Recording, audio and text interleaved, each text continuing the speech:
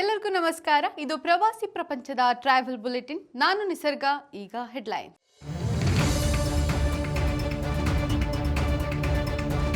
ಬೆಂಗಳೂರಿನಲ್ಲಿ ಕನೆಕ್ಟ್ 2026 ಕಾರ್ಯಕ್ರಮಕ್ಕೆ ಚಾಲನೆ. $1 ಟ್ರಿಲಿಯನ್ ಆರ್ಥಿಕತೆ ನಮ್ಮ ಗುರಿ ಎಂದ ಸಚಿವರು. ಒತ್ತುವರಿ ತೆರವು, ಮಾಡರ್ನ್ ಟೆಸ್ಟ್ನೊಂದಿಗೆ ಕೆರೆ ಅಭಿವೃದ್ಧಿಗೆ ಚಾಲನೆ. ಮದ್ದೂರು ತಾಲೂಕಿನಲ್ಲಿ ತಲೆ ಎತ್ತಲಿದೆ ಮಿನಿ ಕೆಆರ್ಎಸ್. ಚೀತಾಗಳನ್ನು ನೋಡಲು ಪ್ರವಾಸಿಗರಿಗೆ ಬೆಂಗಳೂರಿನಲ್ಲೇ ಅವಕಾಶ. ಪ್ರಾಜೆಕ್ಟ್ ಚೀತಾ ಅಡಿಯಲ್ಲಿ ಬನ್ನೇರುಘಟ್ಟಕ್ಕೆ ಆಗಮಿಸಲಿವೆ 4 ಬಿಗ್ ಕ್ಯಾಟ್ಸ್. ಕಾಮನ್ವೆಲ್ತ್ ಕ್ರೀಡಾಕೂಟವನ್ನು ಗಮನದಲ್ಲಿರಿಸಿ ಗುಜರಾತ್ ಬಜೆಟ್ ಮಂಡನೆ. 500 ಕೋಟಿ ವೆಚ್ಚದಲ್ಲಿ ಒಲಿಂಪಿಕ್ ರೆಡಿ ಡೆಸ್ಟಿನೇಷನ್ ನಿರ್ಮಾಣಕ್ಕೆ ಸಿದ್ಧತೆ. ಕರ್ನಾಟಕ ಪ್ರವಾಸೋದ್ಯಮ ಅಭಿವೃದ್ಧಿಗೆ ಮತ್ತು ಬೆಳವಣಿಗೆಗೆ ಪೂರಕವಾಗಲು ಬೆಂಗಳೂರಿನಲ್ಲಿ ಕನೆಕ್ಟ್ 2026 ಕಾರ್ಯಕ್ರಮಕ್ಕೆ ಚಾಲನೆ ನೀಡಲಾಯಿತು. ಈ ಕಾರ್ಯಕ್ರಮವನ್ನು ರಾಜ್ಯ ಪ್ರವಾಸೋದ್ಯಮ ಸಚಿವರಾದ ಎಚ್.ಕೆ. ಪಾಟೀಲ್ ಉದ್ಘಾಟಿಸಿದರು. ಅಂಕಿಅಂಶಗಳ ಪ್ರಕಾರ 80% 85% ಪ್ರವಾಸಿಗರು ಧಾರ್ಮಿಕ ಪ್ರವಾಸಕ್ಕೆ ತೆರಳುತ್ತಾ ಇದ್ದಾರೆ.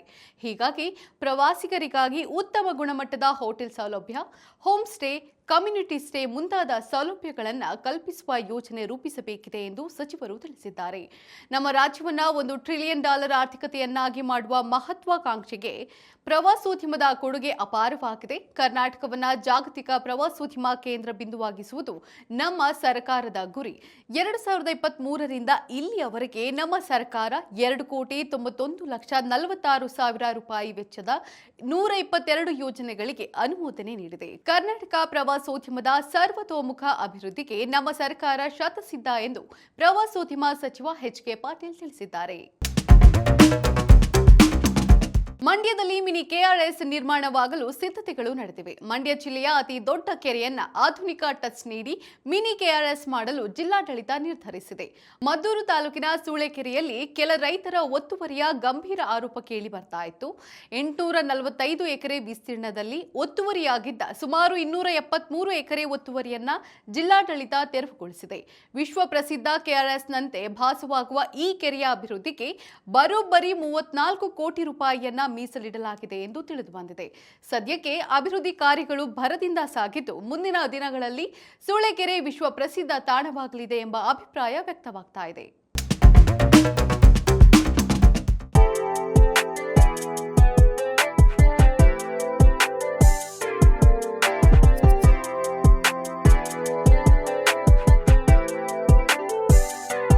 ಯುರೋಪಿನ ಅತ್ಯಂತ ಸುಂದರ ಕರಾವಳಿ ದೇಶಗಳಲ್ಲಿ ಒಂದಾದ ಕ್ರೊಯೇಷಿಯಾದಲ್ಲಿ ಪ್ರಪಂಚದಾದ್ಯಂತ ಪುರುಷರು ಧರಿಸುವ ನೆಕ್ಟೈ ಹುಟ್ಟಿದ ನಾಡು. 17ನೇ ಶತಮಾನದಲ್ಲಿ ಕ್ರೊಯೇಷಿಯಾದ ಸೈನಿಕರು ತಮ್ಮ ಕುತ್ತಿಗೆಗೆ ವಿಶಿಷ್ಟವಾದ ಸ್ಕಾರ್ಫ್ಗಳನ್ನು ಕಟ್ಟಿಕೊಳ್ತಾ ಇದ್ರು.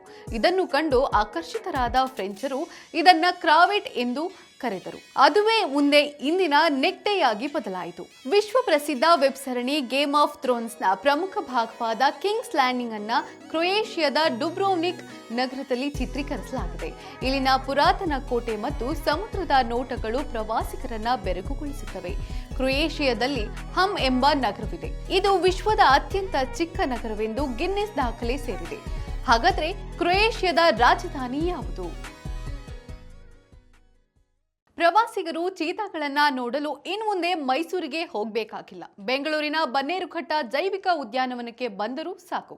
ಹೌದು, ಕಳೆದ 6 ವರ್ಷದಿಂದ ಮೈಸೂರು ಮೃಗಾಲಯ ಆಫ್ರಿಕನ್ ಚೀತಾಗಳನ್ನು ಪೋಷಿಸುವಲ್ಲಿ ಯಶಸ್ವಿಯಾಗಿದೆ. ಆದರೆ ಇದೀಗ ಮಾರ್ಚ್ ಮೊದಲ ವಾರದಲ್ಲಿ ಮೊದಲ ಬಾರಿಗೆ ಬನ್ನೇರುಘಟ್ಟ ಮೃಗಾಲಯಕ್ಕೆ ಬಿಗ್ ಕ್ಯಾಟ್ಸ್ ಆಗಮಿಸ್ತಾ ಇದೆ. ಸಾಮಾನ್ಯವಾಗಿ ಚೀತಾಗಳು ಓಡಾಡಲು ವಿಶಾಲವಾದ ಜಾಗ ಬೇಕಿರುವುದರಿಂದ ಬನ್ನೇರುಘಟ್ಟ ಉದ್ಯಾನದಲ್ಲಿ ಸಕಲ ಸಿದ್ಧತೆಗಳನ್ನು ಮಾಡಲಾಗ್ತಾ ಇದೆ. ಪ್ರಾಣಿ ಸಂರಕ್ಷಣೆಯಲ್ಲಿ ಜಗತ್ತಿಗೆ ಮಾದರಿಯಾಗಿರುವ ಭಾರತ ಪ್ರಾಜೆಕ್ಟ್ ಚೀತಾ ಮೂಲಕ ಚೀತಾ ಸಂರಕ್ಷಣೆಗೆ ಕರೆ ನೀಡಿತ್ತು. ಇದರ ಭಾಗವಾಗಿ 4 ಚೀತಾಗಳು ಬನ್ನೇರುಘಟ್ಟಕ್ಕೆ ಆಗಮಿಸಲಿವೆ ಎಂದು ಅಧಿಕಾರಿಗಳು ತಿಳಿಸಿದ್ದಾರೆ. ಗುಜರಾತ್ ವಿತ್ತ ಸಚಿವ ಕನುಭಾಯಿ ದೇಸಾಯಿ ಫೆಬ್ರವರಿ 18ರಂದು 2026-27ರ ರಾಜ್ಯ ಬಜೆಟ್ ಅನ್ನು ಮಂಡಿಸಿದ್ದಾರೆ. ಈ ಬಾರಿಯ ಗುಜರಾತ್ ಬಜೆಟ್ ಅನ್ನು ಪ್ರವಾಸೋದ್ಯಮ ಅಭಿವೃದ್ಧಿ ಮತ್ತು 2030ರ ಕಾಮನ್ವೆಲ್ತ್ ಕ್ರೀಡಾಕೂಟವನ್ನು ಗಮನದಲ್ಲಿರಿಸಿ ಮಂಡಿಸಲಾಗಿದೆ ಎಂದು ಸಚಿವರು ತಿಳಿಸಿದ್ದಾರೆ. ಪ್ರವಾಸೋದ್ಯಮ ಮೂಲಸೌಕರ್ಯವನ್ನು ಇನ್ನಷ್ಟು ವೃದ್ಧಿಸಲು ಬೇಕಾದ ಎಲ್ಲಾ ಕಾರ್ಯಕ್ರಮಗಳನ್ನು ಬಜೆಟ್ನಲ್ಲಿ ಉಲ್ಲೇಖಿಸಲಾಗಿದೆ. 2030ರ ಕಾಮನ್ವೆಲ್ತ್ ಕ್ರೀಡಾಕೂಟವನ್ನು ಭಾರತದಲ್ಲಿ ಹಮ್ಮಿಕೊಳ್ಳಲಾಗುವುದು. ಹೀಗಾಗಿ ಅಹಮದಾಬಾದ್ನ ಸರ್ದಾರ್ ವಲ್ಲಭಭಾಯಿ ಪಟೇಲ್ ಸ್ಪೋರ್ಟ್ಸ್ ಎನ್ಕ್ಲೇವ್ ಅಭಿವೃದ್ಧಿಗೊಳ್ಳಲಿದೆ. 500 ಕೋಟಿ ವೆಚ್ಚದಲ್ಲಿ ಸರ್ದಾರ್ ಪಟೇಲ್ ಎನ್ಕ್ಲೇವ್ನಲ್ಲಿ ಒಲಿಂಪಿಕ್ ರೆಡಿ ಡೆಸ್ಟಿನೇಷನ್ ಸಿದ್ಧಗೊಳ್ಳಲಿದೆ. ವಿಶ್ವ ದರ್ಜೆಯ ಹಾಕಿ ಕ್ರೀಡಾಂಗಣ ನಿರ್ಮಿಸಲು 90 ಕೋಟಿ ರೂಪಾಯಿ ಮೀಸಲಿಡಲಾಗಿದೆ ಎಂದು ಸಚಿವ ಕನುಭಾಯಿ ದೇಸಾಯಿ ತಿಳಿಸಿದ್ದಾರೆ. ಈಗ ಕ್ವಿಜ್ ಟೈಮ್. ಇಂದಿನ ಪ್ರಶ್ನೆ, ರಾಯಲ್ ಫೋಟೋಗ್ರಾಫರ್ ಎಂದೇ ಖ್ಯಾತರಾಗಿದ್ದ ಭಾರತೀಯ ಮೂಲದ UAE ಫೋಟೋಗ್ರಾಫರ್ ಹೆಸರೇನು?